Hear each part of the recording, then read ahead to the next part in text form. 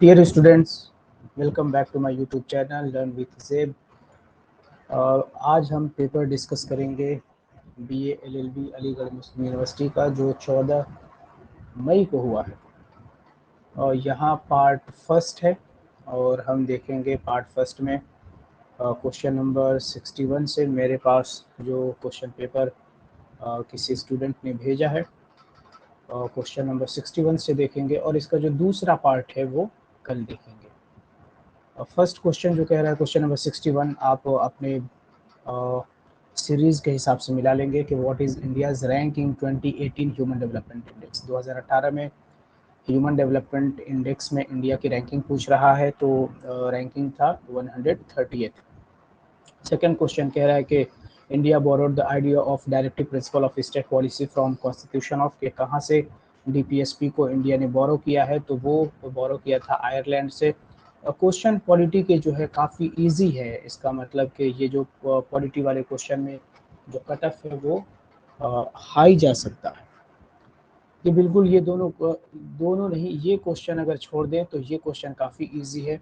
63rd है कि विच one of the following is the federal feature of the Indian constitution. अब इस सवाल में थोड़ा सा कंफ्यूजन है कि सवाल सही से फ्रेम नहीं हुआ है। इसमें पूछा गया है फेडरल फीचर इंडियन कॉन्स्टिट्यूशन का क्या है।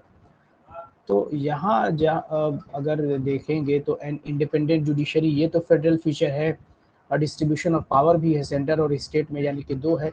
ये भी है, रिटन कॉन्स्टिट्यूशन है बट फ्लेक्सिबल नहीं है, रिजिड होना चाहिए फेडरल फीचर में।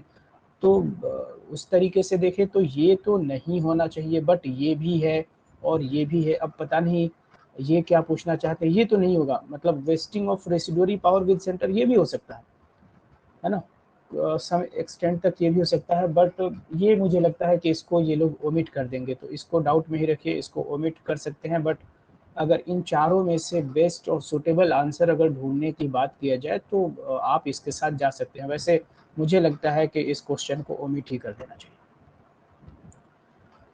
64 देखिए कि which one of the following right was described by Dr. B.R. Ambedkar as the heart and soul of the Indian Constitution। heart and soul of the Indian Constitution काफ़ी easy सवाल है। Right to constitutional remedies article 32 को कहा जाता है। 65 है कि concept of PIL public interest litigation, इसका ओरिजिन हुआ है यूनाइटेड स्टेट्स ऑफ अमेरिका से। क्वेश्चन नंबर 66 पे बढ़ते हैं फ्रेंड्स के when an organisation is unable to honour its financial obligations और make payment to its creditors it has an option to file for, इसका जो राइट आंसर हो जाएगा ये होगा ऑप्शन नंबर बी, लिक्विडेशन। सी में ब्रेंडा हेल है, ये फर्स्ट फीमेल प्रेसिडेंट बनी थी सुप्रीम कोर्ट का। इसमें पूछा गया है कि किस कंट्री से ये ताल्लुक़ रखती हैं, तो ये जीके का क्वेश्चन है, यूके से। Among the following, which country suffered disintegration due to political fight on the basis of religious and ethnic identities? तो इसका यूगोस्लाविया होगा। सर्ब्स और सर्ब्स जो एथनिक है वहाँ पे लड़ाई होता था यूगोस्लाविया में। क्वेश्चन नंबर 69 कि हु हैज़, ये रिपीटेड क्वेश्चन है, who has become the first women lawyer to be directly promoted as a जज ऑफ सुप्रीम कोर्ट। शायद पिछले ही साल ये सवाल पूछा गया था, ये इंदु मल्होत्रा है इसका राइट आंसर। आपको कमेंट करना है कि आप इस 61 से क्वेश्चन नंबर 100 तक में आपके कितने मार्क्स आ रहा है। इसका सेकंड पार्ट कल मैं करूँगा। क्वेश्चन नंबर 70 देखें कि in India the term of office of governor, governor की जो ऑफिस है वो कितने साल का है, तो वो 5 साल का होता है। फिर 71 है कि द टोटल नंबर ऑफ जजेस in supreme court including the chief justice of India. ये भी क्वेश्चन ओमिट हो जाएगा फ्रेंड्स, क्योंकि अभी प्रेजेंट में 34 चीफ जस्टिस ऑफ इंडिया हैं। यहाँ पे साफ साफ लिखा गया है इंक्लूडिंग, इंक्लूडिंग का मतलब कि चीफ जस्टिस ऑफ इंडिया को लेके। इसका मतलब ये है कि क्वेश्चन नंबर 71 भी ओमिट करना ही पड़ेगा एएमयू को, ठीक है। तो जब ये ओमिट हो जाएगा। वैसे अगर इंक्लूडिंग की जगह पे एक्सक्लूडिंग लिखा होता तो आप 33 के साथ जा सकते थे। Question number 72, the age for registration as a voter under the constitution of India, तो कितना एज है वोटर बनने के लिए, आपको पता है 18 साल। 73 में आ जाएंगे, how many languages are recognised under constitution, कितने लैंग्वेज को रिकॉग्नाइज करता है, यानी कि ये 8th शेड्यूल की बात कर रहा है, उसमें आपको 22। 74 में a person can remain a minister in the union cabinet without being a member of either of the parliament for a maximum period of, यानी कि आप बिना चुनाव जीते इवन के बिना चुनाव लड़े भी आप यूनियन कैबिनेट में मिनिस्टर बन सकते हैं, प्राइम मिनिस्टर बन सकते हैं, स्टेट बैंक तो चीफ मिनिस्टर भी बन सकते हैं। कितने महीने तक, यानी कि उस दौरान 6 महीने, इसका आंसर राइट आंसर 6 होगा, कहाँ है, ये है। 6 महीने तक आपको मौका मिलता है, उस बीच में आपको किसी भी हाउस का मेंबर बनना होता है। Question number 75, who among the following discharges the function of president of India in the absence of president and vice president. देखो, अगर प्रेसिडेंट के एब्सेंट में तो वाइस प्रेसिडेंट करेगा, जो कि ऑप्शन है नहीं। यहाँ पे पूछा जा रहा है कि अगर प्रेसिडेंट भी नहीं है, वाइस प्रेसिडेंट भी नहीं है, तब प्रेसिडेंट ऑफ इंडिया का रोल कौन निभाएगा, वो है चीफ जस्टिस ऑफ इंडिया।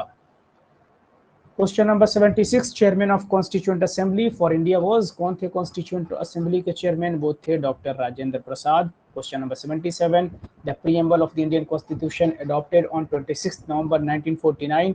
यहाँ देखो पूछ रहा है कि 26 नवंबर 1949 को, ये पूछ नहीं, ये आपको बता रहा है, और इसी तरीके से एक सवाल पूछा भी गया है।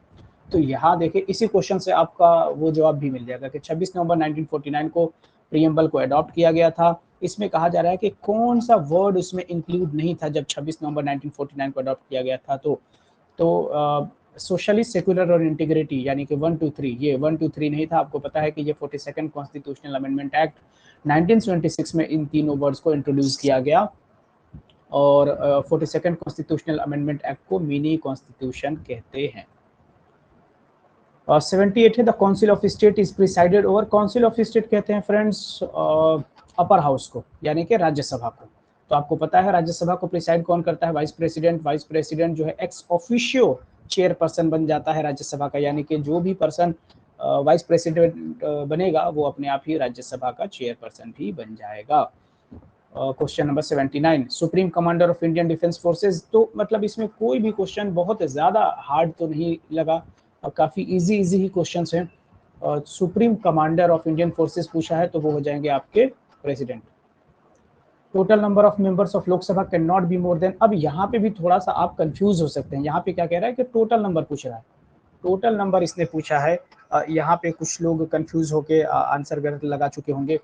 टोटल नंबर पूछ रहा है किसका, लोकसभा का, कि कितना ज़्यादा नहीं हो सकता है। तो टोटल नंबर 550 है, इससे ज़्यादा नहीं हो सकता है। प्रेजेंट में इंडियन कॉन्स्टिट्यूशन में, सॉरी लोकसभा में 543 मेंबर है, ये आपको याद रखना है। 543 प्रेजेंट में मेंबर है, और टोटल 550 से ज़्यादा नहीं हो सकता है। तो सवाल इसको अगर जल्दबाजी में आप लोगों ने किया होगा, बहुत से लोगों ने 545 या 543 लगाया होगा, बट वो हो जाएगा आपका गलत। क्वेश्चन नंबर 81 देख ले, जजेस of high courts are appointed by the president on the recommendation of. तो इससे ये भी आपको समझ में आ रहा है कि जो हाई कोर्ट के जज हैं उनको अपॉइंट प्रेसिडेंट करता है। यहाँ तक तो ठीक था। ये कह रहा है कि हाई कोर्ट के जजेस को प्रेसिडेंट तो अपॉइंट करते हैं, बट किसके रिकमेंडेशन से, तो वो रिकमेंडेशन होती है कोलेजियम की। सुप्रीम कोर्ट के जो जजेस होते हैं वो बैठ के तय करते हैं। क्वेश्चन नंबर 82, यही मैं कह रहा था कि आगे पूछा गया है, constitution of India was adopted on. यहाँ पे वर्ड के ऊपर फोकस करें, अडॉप्टेड पूछा गया है, तो इसका पहला ही ऑप्शन हो जाएगा 26 नवंबर 1949। 83 में the number of Lok Sabha members who can table a no confidence motion against the council of ministers, यानी कि नो कॉन्फिडेंस मोशन आपको पता है सिर्फ लोकसभा में पास होता है। वहाँ पे काउंसिल ऑफ मिनिस्टर के अगेंस्ट में अगर लोकसभा के अंदर नो कॉन्फिडेंस मोशन को पास करना है तो कितने मेंबर्स का होना जरूरी है आपके समर्थन में, तो वो है ऑप्शन नंबर सी, यानी कि 50 मेंबर्स होने चाहिए। फिर क्वेश्चन नंबर 84, काफ़ी इजी सवाल है कि in India seats are reserve for the women. अभी चुनाव हुआ है, निकाय चुनाव, पंचायत इलेक्शन हुआ है म्यूनसिपालिटी और पंचायत में, तो यहाँ वहाँ पे आपने देखा होगा कि कुछ जो सीट है वो रिजर्व कर लिए जाते हैं, यानी कि पंचायती राज बॉडीज़ हो गया। और पंचायत राज इंस्टीट्यूशन सबसे पहले कहाँ कायम हुआ था, राजस्थान में। सेकंड नंबर पे Andhra Pradesh. Question number 85, which one of the following offices is held during the pleasure of president. इसका मतलब ये है कि जब तक प्रेसिडेंट साहब आपसे खुश हैं तब तक आप उस पोस्ट पे बने रहेंगे, नहीं तो फिर वो कहेंगे कि भाई साहब गद्दी खाली कर दो। तो वो कौन होंगे, वाइस प्रेसिडेंट बिल्कुल नहीं, ये तो आपको पता है कि इलेक्शन होता है इनका। चीफ जस्टिस ऑफ इंडिया का तो इतना जो सीनियर मोस्ट जज होते हैं वो चीफ जस्टिस ऑफ इंडिया बनते हैं, चेयरमैन यूपीएससी के ये भी नहीं होगा। तो इसका जो राइट आंसर होगा governor of state. Governor of state pleasure of president के ऊपर काम करते हैं। जब तक प्रेसिडेंट साहब चाहते हैं तो रहेंगे, नहीं तो प्रेसिडेंट साहब बुलाएंगे, बोलेंगे कि भैया ऐसा करो, बोरिया बिस्तर बांध लो। क्वेश्चन नंबर 86, एनजीटी का फुल फॉर्म क्या है, नेशनल ग्रीन ट्राइब्यूनल, ये 2010 में बना था। To promote women's right globally which country has launched its feminist foreign policy, तो ये पॉलिसी अपनाया है जर्मनी ने। मनसब का मतलब क्या है? मुगल एडमिनिस्ट्रेशन में मनसब का मतलब होता है रैंक, ये आपको याद रखना है।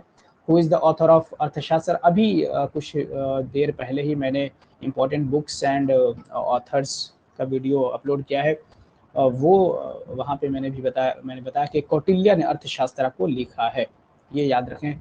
साथ ही साथ तुलसीदास और कालिदास की किताबों के बारे में भी आपको याद रखना है। क्वेश्चन नंबर 19 है कि एजियारीज और फायर टेम्पल जिसको कहते हैं वो किसका प्लेस ऑफ वर्शिप है? तो वो है पारसीज के। क्वेश्चन नंबर 91 देखें कि which among the following communities of Rajasthan is particularly famous for the commitment to promote khejur tree? ये खेजूर ट्री को कौन से कम्युनिटी है जो क्या करती है? प्रमोट करती है, तो ये है बिश्नोई समाज। Question number 92. Who among the following was the first women chief minister of an Indian state? First women chief minister of any Indian state पूछा गया है। तो आपको पता है कि ये लोग तो थी, मायावती, ममता बनर्जी, जयललिता, ये सब थी। मायावती यूपी में, ममता बनर्जी वेस्ट बंगाल में अभी भी हैं, जयललिता थी तमिलनाडु में थी शायद, चेन्नई में। बट ये लोग फर्स्ट नहीं थी, है ना। फर्स्ट जो थी वो सुचिता Kripalani. Question number 93. Marriage rule which requires from an individual to marry outside of his or own group. अगर अपने ग्रुप के बाहर अगर आप शादी करते हैं तो क्या कहते हैं? इंडोगैमी, एक्सोगैमी, मोनोगैमी या बाइगोमी? तो इसको बोला जाता है friends exogamy. Question number 94. Which country has declared the ancient Hindu religious site of पंज तीर्थ as national heritage? अगर आपको इतना भी पता होता है कि पंज तीर्थ किधर है, कहाँ है, तो आप जवाब दे सकते हैं पंज तीर्थ पाकिस्तान में है। इसका मतलब किसका? पाकिस्तान हो जाएगा। Question number 95. The first modern industry to develop in India was? ये जो फर्स्ट मॉडर्न इंडस्ट्री है वो है आयरन एंड स्टील इंडस्ट्री। यहाँ पे फर्स्ट मॉडर्न इंडस्ट्री है, ठीक है। वैसे बॉम्बे मिल बना कॉटन इंडस्ट्री में 1854 में। यहाँ पे मॉडर्न इंडस्ट्री पूछा है तो वो आयरन एंड स्टील के साथ आप जाएंगे।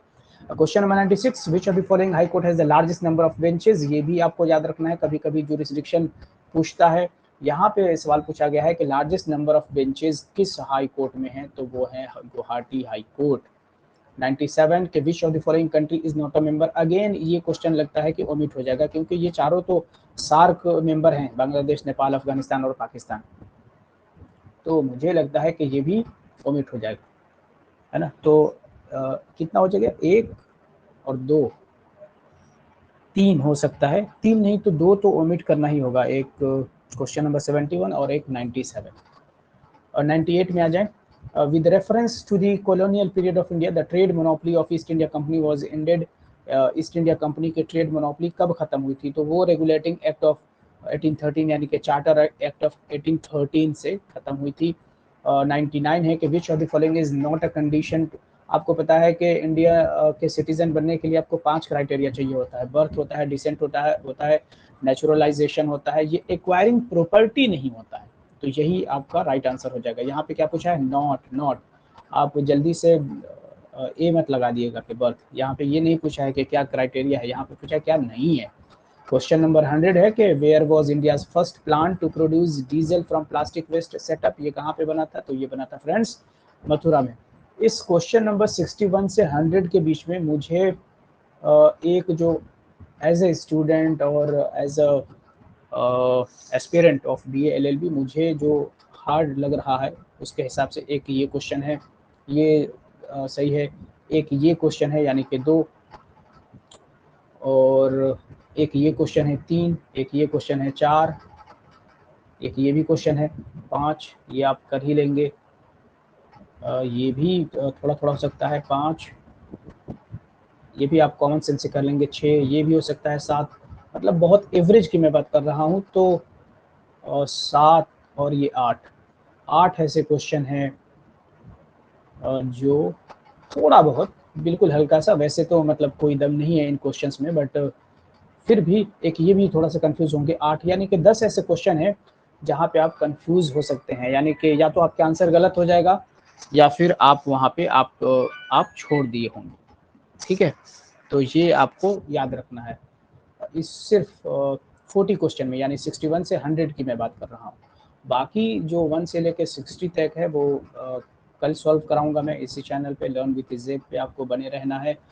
और आप ये मानकर ही चलें कि कितना क्वेश्चन, 3 क्वेश्चन ओमिट होने वाला है। क्वेश्चन नंबर 63 भी ओमिट हो सकता है। 63 ये क्वेश्चन नंबर 63 ओमिट किया जा सकता है, क्योंकि इंडिपेंडेंट जुडिशरी भी फेडरल फीचर है इंडियन कॉन्स्टिट्यूशन का, और ये तो है ही। तो देखते हैं कि ये क्या मानते हैं। वैसे इसको भी ओमिट ही कर देना चाहिए। आप चैलेंज कर सकते हैं क्वेश्चन नंबर 63 पे। फिर उसके बाद आपने 71 पे वो तो ओमिट ही हो जाएगा, और 97 भी ओमिट हो जाएगा। ओमिट का मतलब ये है कि वो हटा दिया जाएगा। इसका मतलब ये है, मान लीजिए 2 क्वेश्चन हटा दिए गए, तो अब आपका जो मेरिट बनेगा वो क्वेश्चन नंबर 98, यानी कि टोटल 98 क्वेश्चन पे आपका मेरिट बनने वाला है। ओके फ्रेंड्स, फिर मिलते हैं कल। तब तक आप अपना ख्याल रखें। All the best.